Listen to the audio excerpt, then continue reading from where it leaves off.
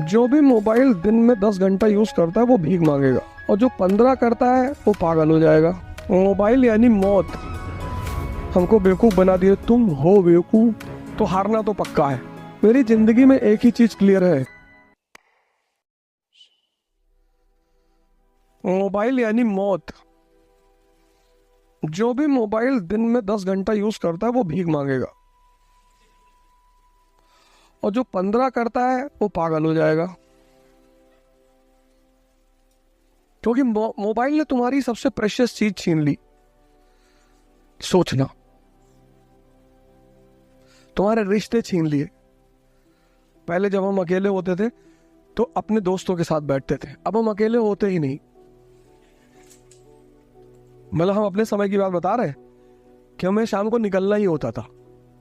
एक particular area होता था, चाय की दुकान होती थी, वहां सब इकट्ठा होते थे, एक चाय लेते थे और भी बहुत कुछ लेते थे और बैठते थे और डिस्कस करते थे, एक दूसरे से बात करते थे, कंपनी देते थे, एक दूसरे को मोटिवेट करते थे, एक दूसरे की परेशानी में हिस्सेदारी करते थे। ये दोस्ती का मतलब होता था। किसी के फादर एडमिट है तो उसके साथ रात भर हम भी हॉस्पिटल में रहते थे, उसको हिम्मत मिलती थी। तो जब हमारे फादर बीमार हुए तो वो लोग हमारे साथ हॉस्पिटल में रहे, इसको भाईचारा कहते थे। मोबाइल ने वो सब मार दिया, मोबाइल ने वो सब मार दिया, सब खत्म कर दिया। आपको जरूरत ही नहीं जब तक आप क्रिटिकल कंडीशन में नहीं आएंगे। भाई आप किसी के पास कब जाएंगे? जब आपको किसी की जरूरत है। मोबाइल ने आपकी जो जरूरत है दूसरों की वो खत्म कर दिया, और सबसे बड़ा झटका दिया, हम कभी क्लास में मोबाइल लेके नहीं आते, कभी। इतनी इज्जत दिया इस प्रोफेशन ने, इतना पैसा दिया और दिए ही जा रहा है, कंपनी पे कंपनी छोड़े जा रहे हैं। बहुत लोग कह रहे थे कि इकरा में नहीं पढ़ाएंगे, अनअकैडमी में चले गए। इकरा मेरी कंपनी है, पढ़ाने ना पढ़ाने का सवाल ही नहीं उठता।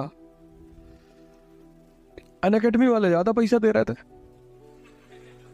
तो दिल्ली में जितनी कोचिंग है वो संत थोड़ी है सब, वो भी 2-2 हजार करोड़ रुपए कमाई है। संकल्प में हम पढ़ाते थे, वो एनजीओ थी, उसको आज तक नहीं छोड़े। वो 200 रुपए घंटा देती थी पढ़ाने के लिए, वहां आज भी पढ़ाने आते हैं। अब तो खैर नहीं चलती, लेकिन जब उन्होंने बुलाया तब मैं पढ़ाने गया। अब जो आदमी 2,000 करोड़ रुपया कोचिंग इंडस्ट्री से कमाए, अगर वो मेरे ऊपर इल्जाम लगाए कि अवधोजा ने पैसे के लिए कोचिंग छोड़ दी, तो मैं तो छोड़ूंगा। मेरी जिंदगी में एक ही चीज क्लियर है, मेरे कॉन्सेप्ट्स। मुझे पता है ये सारी दुनिया कुछ भी बोले।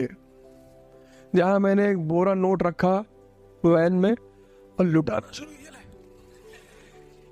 उससे परसों मुझसे पूछे करप्शन कैसे खत्म होगा? इस देश के आईएएस अधिकारी, पॉलिटिशियन बहुत करप्ट हैं। बिल्कुल नहीं करप्ट हैं। इस देश के सबसे अच्छे हैं इस देश के अधिकारी और राजनीतिज्ञ। तो फिर करप्ट कौन है? जनता। 1,000 2,000 रुपए लेके वोट देते हो, तो जो आदमी इन्वेस्टमेंट करेगा वो अपना पैसा वापस नहीं लेगा।